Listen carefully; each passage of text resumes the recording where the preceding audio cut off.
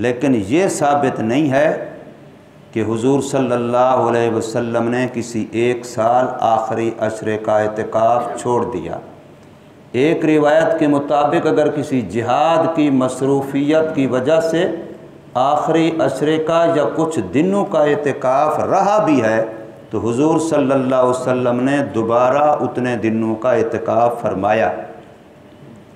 تو اعتکاف ایسی محبوب عبادت اور ایسی محبوب سنت ہے۔ حدیث پاک میں ہے کہ جو بندہ آخری 9 یا 10 دنوں کا اعتکاف کرتا ہے سنت کا، اس کو 2 حجوں اور 2 عمروں کا ثواب ملتا ہے۔ یہ حدیث پاک ہے۔ ایک حج پر کتنے لاکھ روپے لگتے ہیں، کتنے دن لگتے ہیں، کتنا سفر کرنا پڑتا ہے، کتنا صعوبتیں مشکلات اٹھانی پڑتی ہیں، لیکن یہاں گھر بیٹھے اللہ کے گھر میں آپ نے 10 دن ڈیرا لگا لیا تو آپ کو 2 حجوں کا ثواب اور 2 عمروں کا ثواب مل گیا۔ ایک اور حدیث میں نبی پاک صلی اللہ علیہ وسلم فرمایا کہ جس بندے نے 24 گھنٹے کا اعتکاف کیا، ایک دن کا اعتکاف، تو وہ اعتکاف کرنے والا جہنم سے اتنا دور کر دیا جاتا ہے جتنا زمین کا آسمان کے درمیان فاصلہ ہے، اس سے 3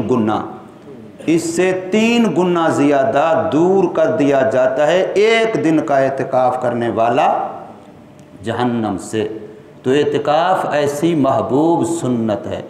جب بندہ رمضان مبارک شروع کرتا ہے، عبادات کے اندر لگتا ہے، روزہ ہے، تراویح ہے، ذکر ہے، تلاوت ہے، تسبیحات ہیں، اب جب رمضان اینڈ کو پہنچتا ہے، آخر کو پہنچتا ہے، تو اللہ تبارک و تعالی کی منشا یہ ہوتی ہے کہ بندہ عبادت کا اتنا خوگر بن چکا ہو کہ اب یہ سب کچھ چھوڑنے کے لیے تیار ہو جائے کہ میں صرف اور صرف اللہ ہی کا ہوں، رات بھی، دن بھی، صبح بھی، شام بھی، سوتے بھی، جاگتے بھی، کھاتے بھی، پیتے بھی، اب میرا کسی اور چیز سے کوئی تعلق نہیں رہا۔ گویا یہ اظہار کرنا ہوتا ہے اعتکاف کی حالت میں۔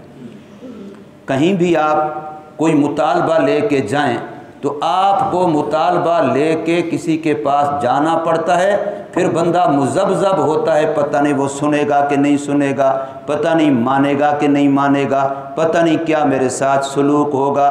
لیکن اللہ فرماتے ہیں تم میرے دروازے پہ آؤ، خود بلاتے ہیں اور مطالبہ یہ لے کے آؤ کہ میں نے خطائیں کی، گناہ کیے، قصوریں کی، اب میں وہ معاف کرانا چاہتا ہوں۔ میرا مطالبہ یہ ہے کہ میرے گناہ معاف کر دیے جائیں، میرے تقاضا یہ ہے کہ مجھے گناہوں سے پاک کر دیا جائے۔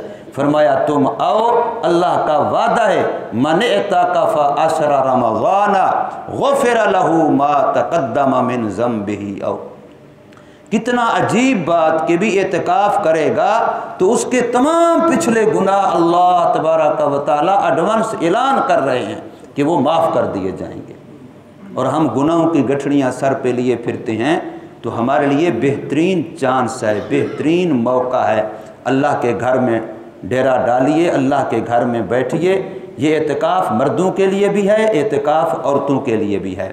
مردوں کے لیے مسجد شرط ہے، مسجد کے علاوہ مسجد بھی شرعی مسجد، ایک ہوتی ہے صرف جائے نماز، اپنی ضرورت کے لیے جگہ مسجد کے لیے سجدے کی نماز کے لیے بنائی ہوئی ہے، جو باقاعدہ وقف شرعی مسجد ہے مرد کے اعتکاف کے لیے وہ ضروری ہے، لیکن عورت کے اعتکاف کے لیے شرعی مسجد کا ہونا شرط نہیں ہے۔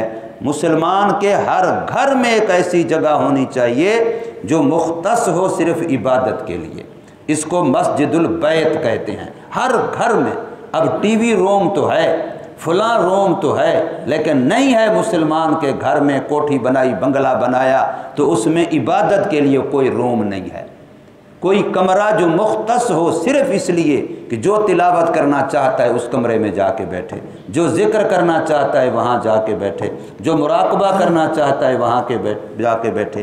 اعتکاف کے لیے تو گھر کے اندر ایک جگہ ایسی ہونی چاہیے، اگر پہلے نہیں ہے تو اس وقت عورت جو بھی جگہ مختص کر لے گی، جتنا مختص کر لے گی وہی اس کے لیے اعتکاف کی جگہ ہوگی۔ مزید احکام انشاءاللہ آئندہ بیان کیے جائیں گے۔